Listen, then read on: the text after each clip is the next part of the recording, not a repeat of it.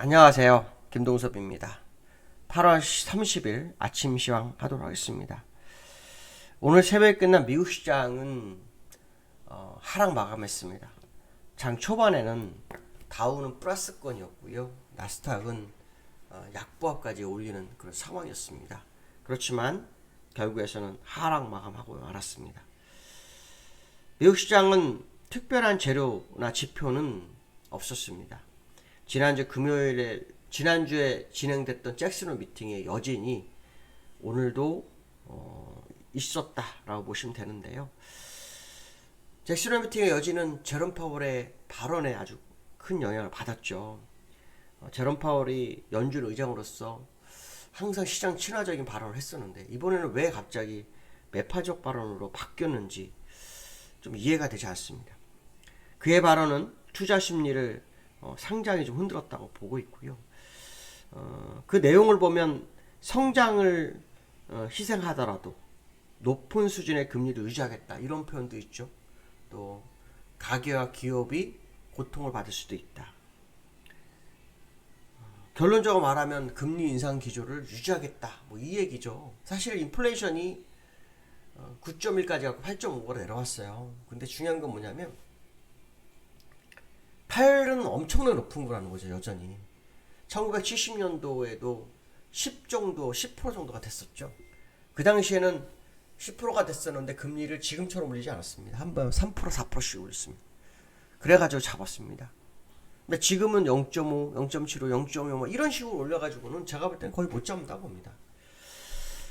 누리엘 루비니 같은 사람은 연준이 인플레 통제에 실패할 거라는 얘기를 굉장히 많이 하고 있거든요. 시장 일각에서 그런 얘기가 굉장히 많이 나오고 있습니다. 아마 그거를 파월은 인지하기 시작한 걸까요? 아니면 이제는 알고 있었지만 인정하기 시작한 걸까요? 그러니까 인지를 인지한 거냐, 인정하기 시작한 거냐, 이게 되게 중요하겠죠. 그러니까 현실을 숨기고 있다가 이제 얘기한 그런 상황이 아니었을까, 뭐 이런 생각을 좀 들고 있는데요.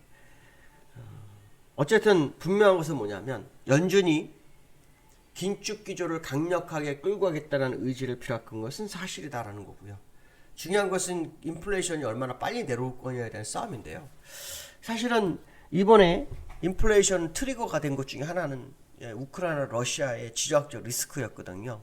그래서 지금 돈바스를 러시아가 장악하고 일단 이 군사적 충돌이 약간 소강 상태에 있어요. 그 상태에서 젤렌스키 우크라이나 대통령은 크림반도 회복에 대한 얘기를 하고 있습니다. 그러면 이걸 보면 또다시 우크라이나 러시아 사태가 어떤 원자재 가격에 또 영향을 미쳐서 시장이 좀 힘들어지지 않는가 이런 생각도 해봐야 되겠죠. 그런 부분을 염두한 것일 수도 있겠다는 생각이 좀 들기도 합니다. 어쨌든 미국은 이제 금리 인상 지속될 가능성이 더 높아졌고 당분간은 완화적 기조가 없다라는 것만큼 확인이 된 거고요. 그렇다면 다가오는 9월의 FMC에서 어떤 모습이 나올지가 상당히 중요하겠죠. FOMC 회의에서 현재 시장에서 0.75 정도가 예정되고 있는데 저는 사실은 지난번이나 그 전번에 한 1%씩은 했어야 된다고 보거든요. 근데 지금 여전히 1%는 굉장히 두려워하고 있습니다. 두려워할 문제가 아니에요. 왜냐하면 인플레이션 못 잡으면 금리 다 소진하고도 문제가 심각해질 수 있기 때문에 그렇죠. 차라리 시장이 흔들리고 성장이 뒤처지고 힘들어도 인플레이션 잡고 난 다음에 다시 유동성 투입을 통해서 주가를 방어하는 게 더 현명할 거라는 생각을 많이 하고 있는데 연준이 그거를 계속 할지 안 할지는 9월 달을 보면 알겠죠. 9월 달에 얼마나 금리를 가파르게 올릴 건지 0.75 시장 예상치로 끝날 건지 울트라 스텝도 한번 진행해 볼지 아니면 말은 일으켜놓고 엉뚱하게 베이비 스텝이나 그렇죠? 아니면 0.5% 정도의 금리 인상을 시도할지는 좀 더 지켜봐야 되겠죠.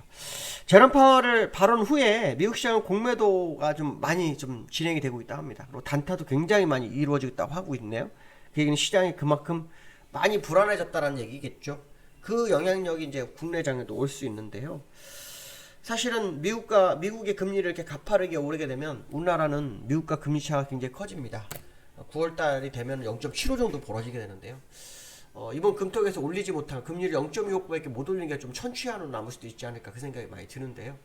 미국과 우리나라 금리 차가 커지게 되면 우리나라에서 자금이 빠져나갈 확률이 굉장히 높지 않을까요? 물론 정부는 아니라고 하는데 저는 왠지 그럴 수 있다고 봅니다. 추경호 경제부총리 같은 경우에는 지금 외환 보유가 충분하다. 뭐 IMF 외환 위기가 때와는 굉장히 다르다. 뭐 이런 얘기를 하지만 돈이라는 게 한순간에 사라지더라고요. 보니까 있다가도 없어지기 시작하면 한순간에 사라지기 때문에 어떤 상황일지는 좀 더 지켜봐야 되겠죠. 분명한 것은 뭐냐면 금리 차가 이제 확실하게 드러날 거라는 거죠. 얼마 전까지 0.2에서 동률이 됐지만 다음부터는 확 차이가 날 수도 있기 때문에 한국은행이 그걸 얼마나 빠른 속도 따라가느냐 싸움이겠죠. 제가 볼 때는 금리를 먼저 빨리 올린 나라가 살아남을 거라고 저는 봅니다. 가장 빨리 올린 나라가 살아남을 거다.